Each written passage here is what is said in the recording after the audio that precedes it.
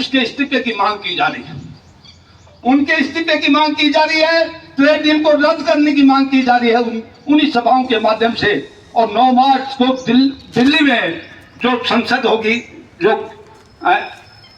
किसानों की जो संसद होगी, और संसद के बाद में सब जगह पूरे देश भर में महापंचायतों का आयोजन होगा।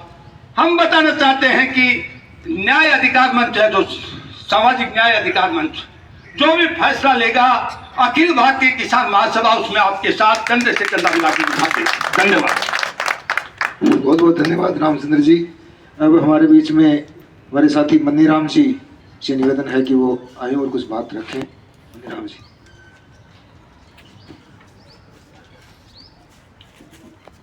आज की सभा के अध्यक्ष, मुख्य अतिथि डॉक्टर हनुमान प्रसाद जी और अध्यक्ष पूनिया जी, मैं सर्वप्रथम तो चंद्रशेखर आज़ाद को नमन करता हूं उनके पुण्यतिथि पे कि चंद्रशेखर आज़ाद द्वारा 15 साल की उम्र में अपना देश की आज़ादी के लिए घर छोड़ दिया था। और ये जब 1921 में असहयोग आंदोलन हुआ, उसमें 15 साल के थे, 1906 में पैदा हुए और उस टाइम उन्होंने असहयोग आंदोलन के लिए गांधी जी के साथ हो गए थे। और 25 साल की उम्र में तो उन्होंने शहादत दे दी थी। और जो ट्रेन लूटने वाली घटना उसके अंदर इनका सबसे बड़ा रोल था। पर इनकी शहादत को हमारे में से ही गद्दार बैठे थे, इन्हीं की बिरादरी के, जिन्होंने कहा कि उस अल्फ्रेड पार्क में शहीद चंद्रशेखर जी छुपे हुए हैं और उनको आप पकड़ लीजिए। सिर्फ 5,000 रुपये के लालच में उन्हीं के भाई द्वारा पुलिस को सूचना दे दी गई। पर इन्होंने शपथ खा ली थी कि मैं आज़ाद हूँ, आज़ाद मरूंगा, ब्रिटिश सरकार के अंदर अरेस्ट नहीं होऊंगा। और लास्ट जब तक लड़ता रहा और लास्ट गोली अपने अंदर अपनी गोली से ही शहीद हुए। तो ऐसे ऐसे आज़ादी के हम लोगों में से हैं, तो हम लोग उनमें से हैं। ये 13 जनवरी 2026 को ये कानून आया। 13 जनवरी 2026 को ये कानून आया और हमारे लिए कानून आया और हम सोए हुए हैं। ये कानून हमारे लिए आया और हम सोए, हमें मालूम ही नहीं है।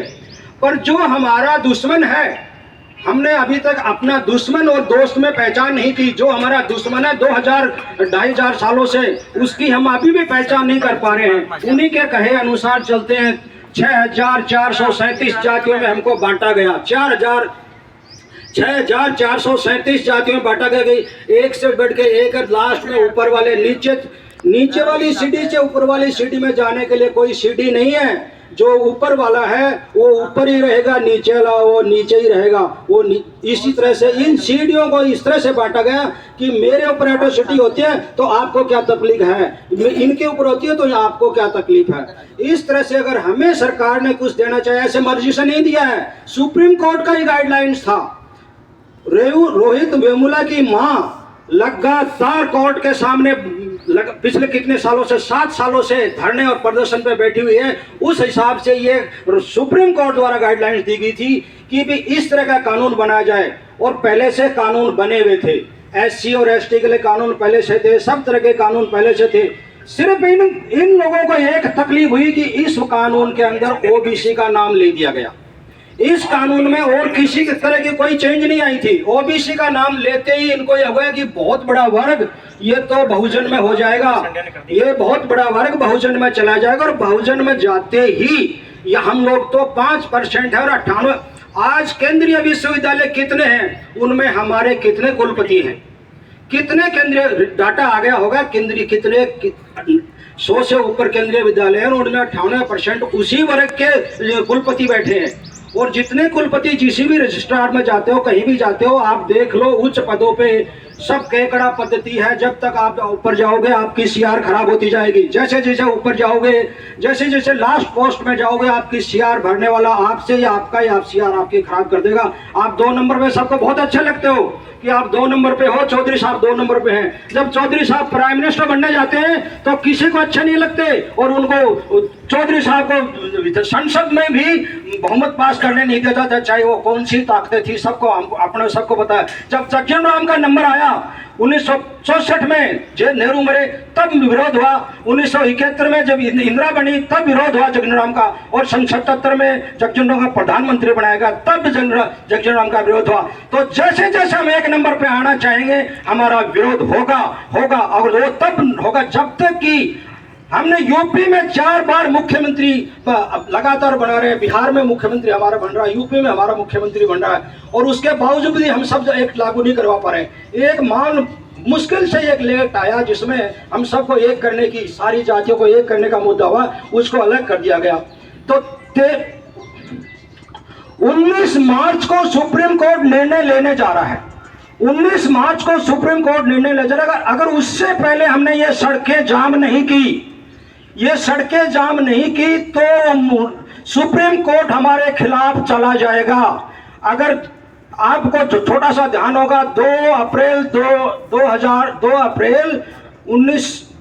2018 में हमने पूरे जिले की सड़कें जाम कर दी। हमारे खिलाफ सुप्रीम कोर्ट ने आदेश दे दिया था कि SC एक्ट को खत्म कर दिया जाए, इसको कमजोर कर दिया जाए, और हमने दिखा दिया था पूरे भारत में, चाहे हमारे 20 या 25 आदमी मरे थे और उनके ऊपर आज भी कितने लोगों के ऊपर मुकदमे लगे हुए हैं, और हम आज भी मरने के लिए तैयार हैं। अगर आप बड़े भाई हमारे साथ आ जाएंगे तो हम गोली खाने के लिए तैयार है। पर 19 मार्च से पहले हमें हर गांव से 2-2 बसें आनी चाहिए जिला हेडक्वार्टर पे। इनके पास, पुलिस के पास इतनी ताकत नहीं होनी चाहिए कि वो हमें रोक पाए, पर हम सोए हुए हैं। जब ये आर्मी का फौज में भर्ती करने वाला कानून आया, 4 साल के लिए रखेंगे, और हमारे ऊपर उसका अत्याचार था कि भाई फौज की पेंशन तो खत्म नहीं करेंगे, इनको ऐसे खत्म कर देते हैं। 100 में से 25 रखेंगे, 25 अपने अपने चमचों को रख लेंगे, 75% जो हमारे आदमी है वो बाहर चले जाएंगे।